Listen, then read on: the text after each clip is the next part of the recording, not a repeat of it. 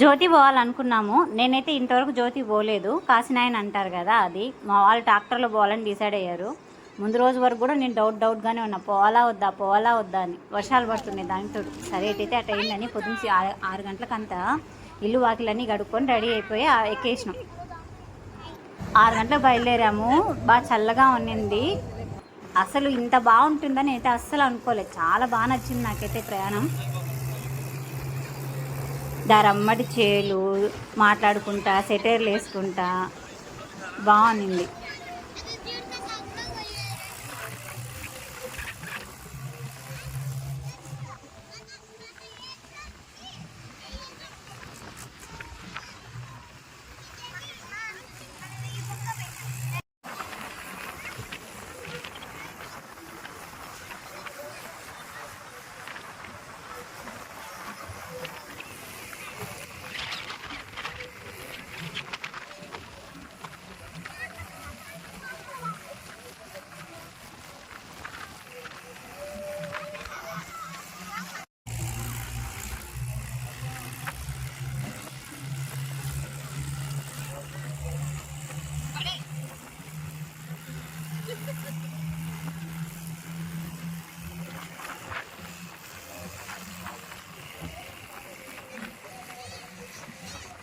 దారమ్మటి చాలా ఉన్నాయి అబ్బా తోటలు. నేనైతే ఇటువైపు పెద్దగా ఉండవేమో అనుకున్నా, కానీ చాలా ఉన్నాయి.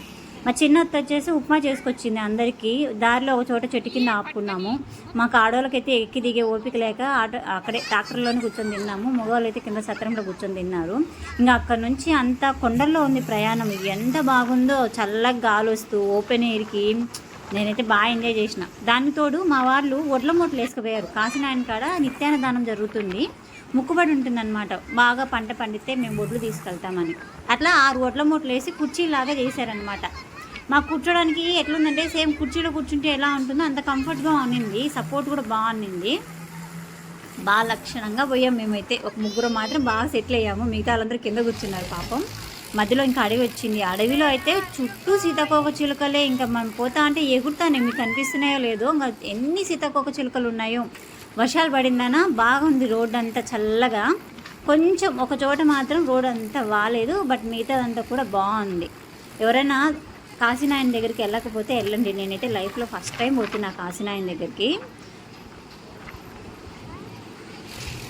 అడవిలో ట్రాక్టర్లో ఓపెన్ ఎయిర్లో ఎంత బాగుందో ప్రయాణం. నాకైతే లైఫ్లో ఇలాంటి ఎక్స్పీరియన్స్ మిస్ చేసేదాన్నేమో అనిపించింది. ఇంకా కాశీనాయన క్షేత్రంకి వచ్చిన తర్వాత, కాశీనాయన అంటే అడవిలో అంటే నేను ఏదో చిన్న టెంపుల్ అనుకున్నా. ఇది చూడండి ఎంత బాగుందో టెంపుల్. ఏదో ఒక పెద్ద దేవాలయంకి పోతే ఎలా ఉంటుందో అలా ఉంది. బాగా డెవలప్ చేశారబ్బా. టెంపుల్ కూడా పెద్దగా ఏదో కన్స్ట్రక్ట్ చేయాలని స్టార్ట్ చేసి ఆపేసినట్లున్నారు. నాకైతే హిస్టరీ పెద్దగా తెలియదు ఈ టెంపుల్ గురించి. అక్కడ మరి ఆయన సమాధి ఉంటుంది టెంపుల్. మరి ఆయన జీవ సమాధి అయినారో లేకపోతే ఏమంటారు చనిపోయిన తర్వాత అక్కడ పెట్టారో తెలియదు, కానీ మొత్తానికి ఉంది. అబ్బా టెంకాయలు మాత్రం తీసుకెళ్ళండి. అక్కడైతే డబల్ రేట్ ఉన్నాయి టెంకాయలు అయితే.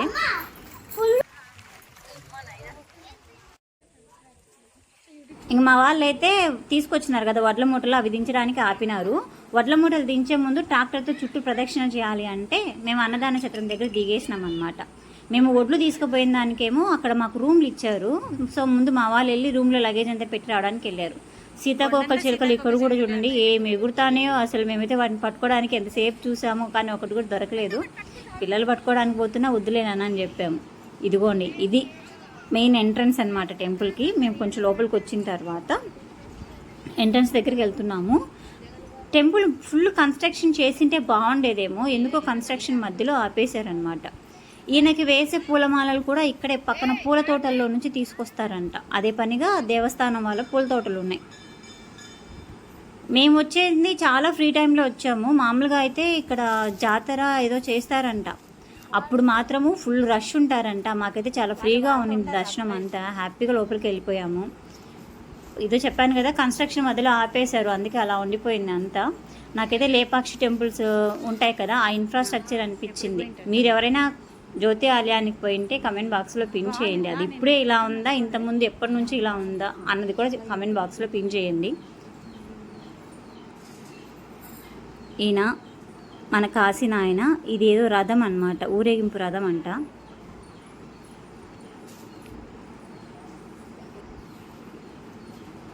ఇది మెయిన్ టెంపుల్, గర్భగుడి అంటారు కదా అది. మిగతా వాళ్ళు షూట్ చేస్తుంటే తీసుకోవద్దన్నారంట, మరి ఎందుకో నాకైతే ఆయన ఏం చెప్పలేదు, తీసుకోవద్దండి మీరు అలా ఏం చెప్పలేదు మాకు. మమ్మల్ని అయితే షూట్ చేసుకొని ఇచ్చినారు.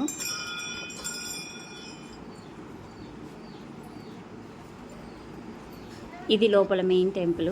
నేను చెప్పాను కదా పూలు ఇక్కడే పూల తోటల్లోంచి తెస్తారు, స్వామికి సపరేట్ ఉన్నాయని. ఆ పూలు అనమాట, మాలలు కుడుతున్నారు పక్క రోజుకని.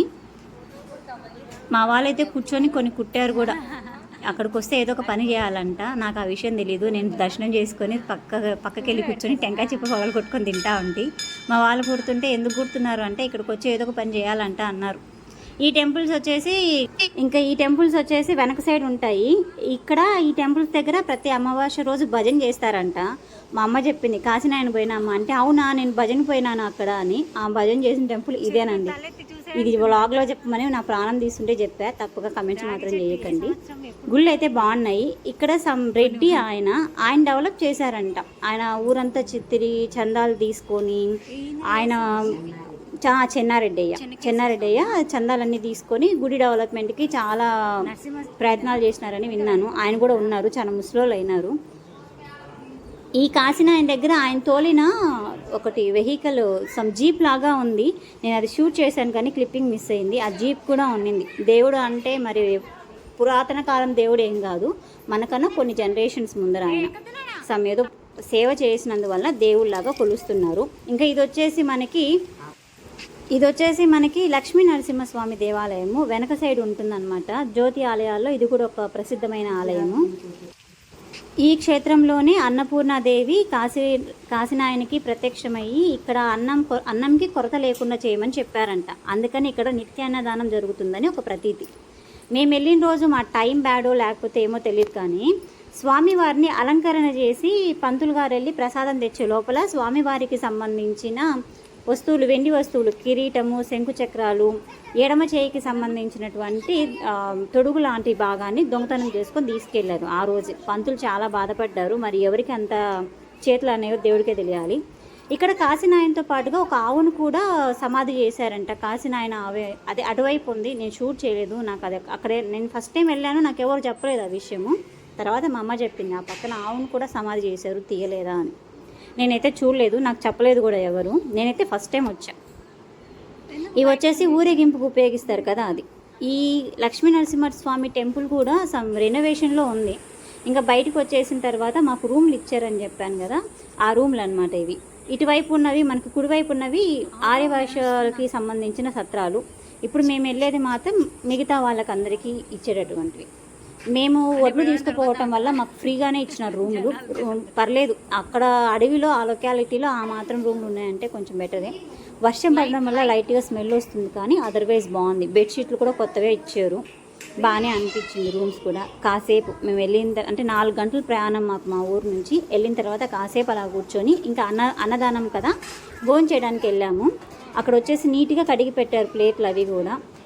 శనివారం అయితే ఏదైనా స్వీట్ పెడతారంట, ముందు రోజు బెల్లం పాయసం పెట్టారంట. మేము వెళ్ళినప్పుడు అయితే వైట్ రైస్, వంకాయ కర్రీ, టమోటా పచ్చడి, రసము, మజ్జిగ.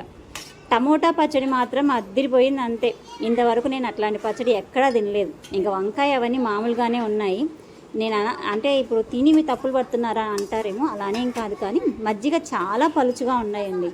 రసం కూడా బాగానే ఉంది, ఒక మజ్జిగనే. ఎందుకంటే అక్కడ ఆవులు అవన్నీ ఉన్నాయి, మరి ఎందుకు అంత పలుచగా చేశారో తెలియదు. కానీ ఫుడ్ మాత్రం రైస్ కానీ మిగతావన్నీ కానీ క్వాంటిటీ వైజ్ మనం ఎంత తిన్నా పెడుతున్నారు పాపం. నీట్గా ఉన్నాయి. తర్వాత మనమే ప్లేట్ వాష్ చేసి అక్కడ పెట్టేయాలి. తృప్తిగా కడుపు నిండా అందరం తిన్న తర్వాత ఒక అర్ధగంట అలా రెస్ట్ తీసుకొని నేను బ్రహ్మగారి మఠంకి వెళ్ళాము. ఫుల్ వర్షం పడింది. ఎప్పటి వరకు వర్షం లేదు కానీ ఈ తర్వాత అంతా కూడా